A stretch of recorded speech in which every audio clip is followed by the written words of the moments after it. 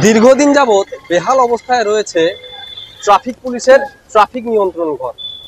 তবে সেই দিকে নজর নেই ট্রাফিক বিভাগের। অন্যদিকে চালান কাটতে ব্যস্ত ট্রাফিক পুলিশরা, এমনটাই অভিযোগ করছে কোচবিহারে পথ চলাচল করা সাধারণ মানুষ। এই মুহূর্তে আমি দাঁড়িয়ে রয়েছি কোচবিহার শহরের ব্রহ্ম মন্দির সংলগ্ন এলাকার চৌপতিতে, আর এখানেই বেহাল অবস্থায় রয়েছে সেই ট্রাফিক পুলিশের ট্রাফিক ঘর। আমি একবার দেখানোর চেষ্টা করব এখানকার যে ট্রাফিক নিয়ন্ত্রণ ঘরটি রয়েছে। দেখতেই পাচ্ছেন এই যে সেই ট্রাফিক নিয়ন্ত্রণ ঘর, যেটা দীর্ঘদিন যাবৎ বেহাল অবস্থায় রয়েছে। দেয়ালে বিভিন্ন স্বেচ্ছাসেবী সংগঠন সহ বিভিন্ন বিষয়ে লেখা রয়েছে, তবে এখানে কোনো ট্রাফিক পুলিশ নেই। একটি ট্রাফিক মেশিন রয়েছে যেটা দীর্ঘদিন যাবৎ ভাঙা, অন্যদিকে নিচের দিকে পড়ে রয়েছে ইট। এই যে এই অবস্থা, সেই দিকে কোনো রকমেই নজর দিচ্ছে না এই যে এই ট্রাফিক বিভাগ। এমনটাই কিন্তু অভিযোগ করছে যারা কোচবিহারের পথ চলাচল করা সাধারণ মানুষ রয়েছে তারা। এই তাদের বক্তব্য, কবে এই ট্রাফিক ঘর নিয়ন্ত্রণ করা হবে, কবে এই ট্রাফিক ঘর নতুন করে পুনরায় চালু হবে, সেই দিকেই তাকিয়ে রয়েছে গোটা কোচবিহারের সাধারণ মানুষরা। কোচবিহার থেকে রানা দাসের রিপোর্ট, খবর ডিজিটাল বাংলা।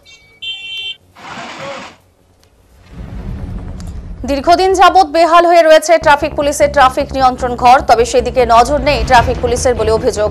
এমনটাই অভিযোগ করছেন কোচবিহারের সাধারণ মানুষ। উল্লেখ্য, কোচবিহার শহরে বিভিন্ন স্থানে দেখা যায় ট্রাফিক পুলিশ মোতায়েন করা হয়েছে ট্রাফিক বিভাগের পক্ষ থেকে, যারা সবসময় ট্রাফিক নিয়ন্ত্রণ করে আসছে। তবে কোচবিহার শহরে একটি ট্রাফিক ঘর রয়েছে বন্ধ, ফলে সমস্যার সম্মুখীন সাধারণ মানুষ। কোচবিহার শহরের ব্রহ্ম মন্দির সংলগ্ন চৌপতিতে রয়েছে একটি ট্রাফিক নিয়ন্ত্রণ ঘর। সেই ঘরটি দীর্ঘদিন যাবৎ বেহাল অবস্থায় রয়েছে। দেখা যায় সেখানে ট্রাফিক মেশিনটি ভাঙা অবস্থায় পড়ে রয়েছে এবং তার পাশেই পড়ে রয়েছে ইট, ফলে ট্রাফিক নিয়ন্ত্রণ করা যাচ্ছে না ওই চৌপতিতে। সাধারণ পথচারীদের অভিযোগ, ট্রাফিক পুলিশ শুধু চালান কাটতে ব্যস্ত। ওই ট্রাফিক নিয়ন্ত্রণ ঘর বন্ধ থাকায় চলাচলের ক্ষেত্রে সমস্যার সম্মুখীন হতে হচ্ছে সাধারণ যাত্রীদের। যদি ওই ট্রাফিক নিয়ন্ত্রণ ঘর পুনরায় চালু করা হয় তাহলে খুবই ভালো হবে, ওই এলাকায় যানজট সৃষ্টি হবে না, জানিয়েছেন শঙ্কর কুমার পাল।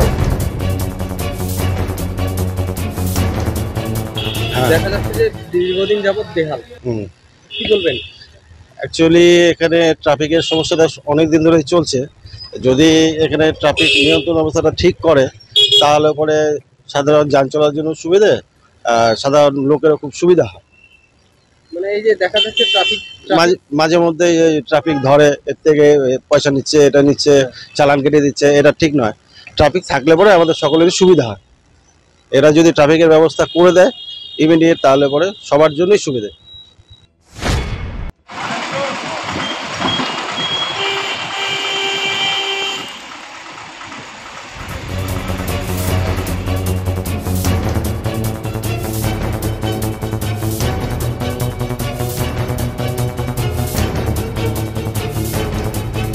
এক টোটো চালক নারায়ণ সরকার জানিয়েছেন, ট্রাফিক ঘরটি বন্ধ থাকায় চলাচলের ক্ষেত্রে সমস্যায় পড়তে হয়। ট্রাফিক ঘরটি চালু হলে চলাচলের ক্ষেত্রে অনেকাংশে সুবিধা হবে বলে জানিয়েছেন নারায়ণ সরকার, টোটো চালক।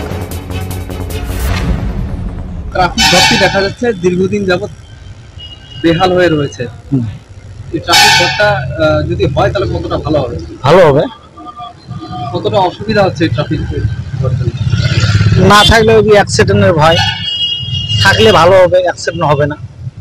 এইটাই মানে কতটা জামের শিকার হয় রাস্তায়। ট্রাফিক থাকলে জাম হবে না অত, আর ট্রাফিক না থাকলে তো জাম হবে।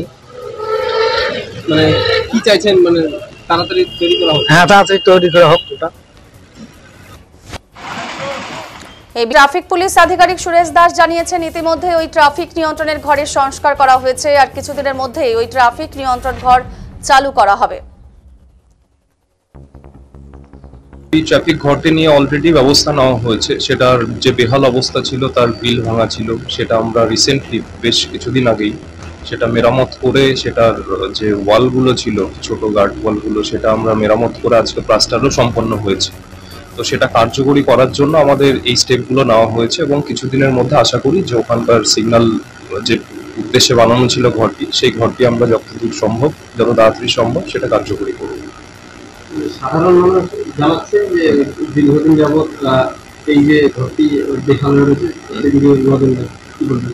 না, সেটা নজর দিয়েই কিন্তু কাজটা করা হয়েছে। যেমন বেলগুলো ঠিক করা হয়েছে, যে ইটগুলো খুলে পড়ে গেছিল সেগুলো ইটগুলো গাঁথনি করে সেটা প্লাস্টারও করা হয়েছে, আর সেটা যাতে সমস্যার কারণ না হয়ে দাঁড়ায় তার জন্য এগুলো ব্যবস্থা নেওয়া হয়েছে।